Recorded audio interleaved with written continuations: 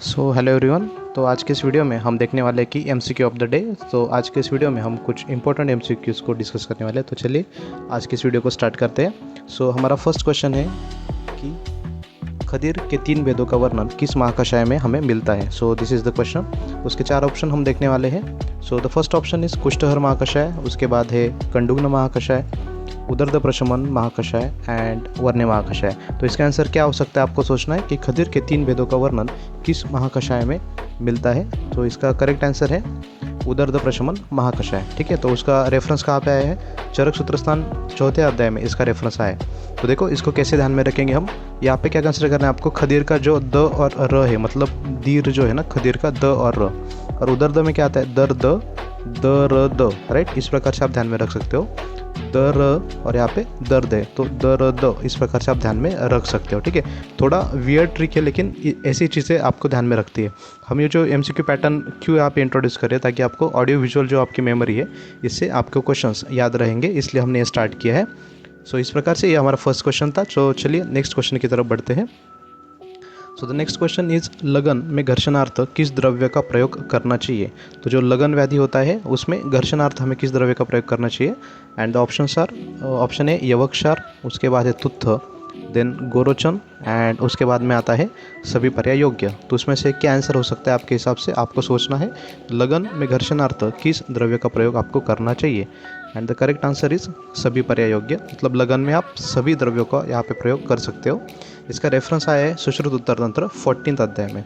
तो इसको हम ध्यान में कैसे रखेंगे, देखो लगन, लगन को आप क्या कंसिडर कर सकते हो कि मराठी में कहते हैं ना लगन इज लाइक लग्न, लग्न मतलब शादी। तो आप कैसे कंसिडर करोगे, यव। तो यव में क्या होता है, यव को युवा अवस्था कंसिडर करेंगे। युवा अवस्था में आपकी शादी मतलब आपका लग्न हो जाता है। ठीक है, तो युवा अवस्था में क्या हो जाता है, लग्न मतलब आपका लगन। उसके बाद में क्या है, तुत्थ। तो तुत्थ का जो तू है, तो आप कैसे कंसिडर कर सकते हो इसको कि तुझ में अच्छी खासी लगन है, राइट। कोई हम किसी व्यक्ति को कहते हैं ना कि किसी काम में उसकी लगन अच्छी है, तो क्या कंसिडर करना है कि तुझ में, तू फॉर तुझ में अच्छी खासी लगन है।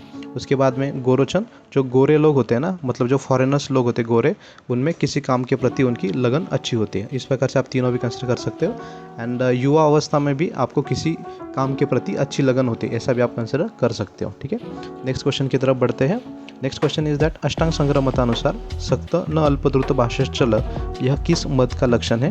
एंड द ऑप्शंस आर वातज, पित्तज, कफज एंड विशेष। तो इसका करेक्ट आंसर क्या है, देखो आंसर इज वातज।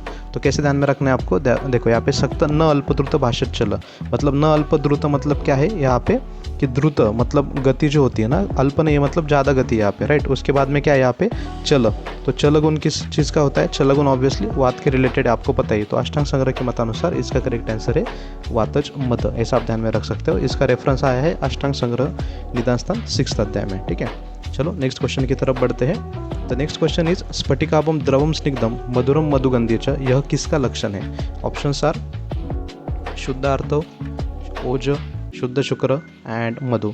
तो इसका आंसर क्या हो सकता है, आपको सोचना है। स्फटिकाभम द्रवम स्निग्धम मधुरम मधुगंधी च यह किसका लक्षण है। And the correct answer is शुद्ध शुक्र, मतलब ये जो सभी लक्षण बताए हैं यह सुश्रुत के अनुसार आए हैं।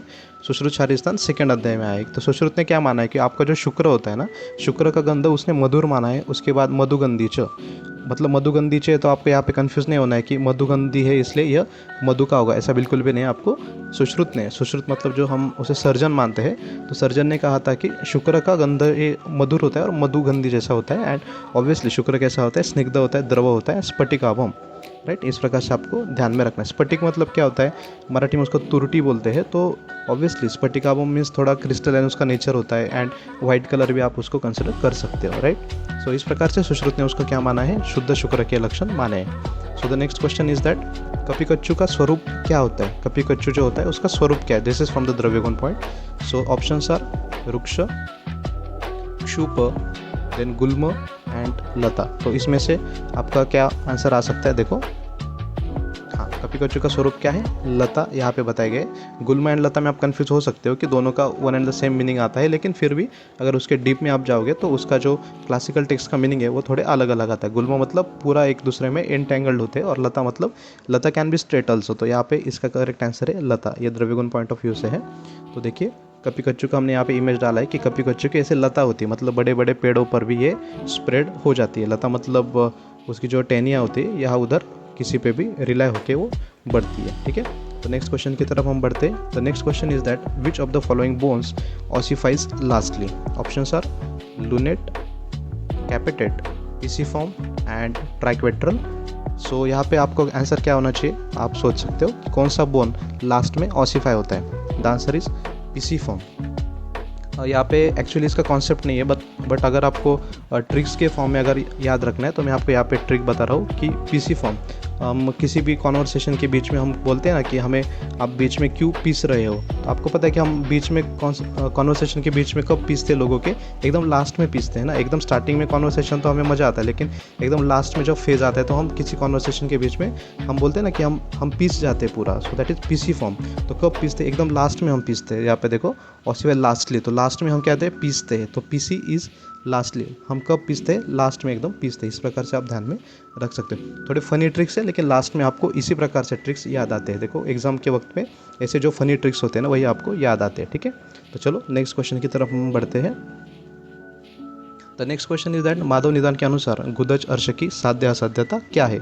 सो ऑप्शंस आर सुख साध्य, कृच्छ्र साध्य, असाध्य एंड याप्य। तो इसका आंसर क्या होना चाहिए, दैट इज कृच्छ्र साध्य। मतलब ऑब्वियसली अर्श तो कहाँ पे होता है कि उसके कई सारे लोकेशंस माधव निदान ने माने हैं, लेकिन उसके बावजूद अगर माधव निदान पूछ रहे हैं कि गुदज अर्श की साध्य असाध्यता क्या है, तो उन्होंने यहाँ पे कृच्छ्र साध्य माना है।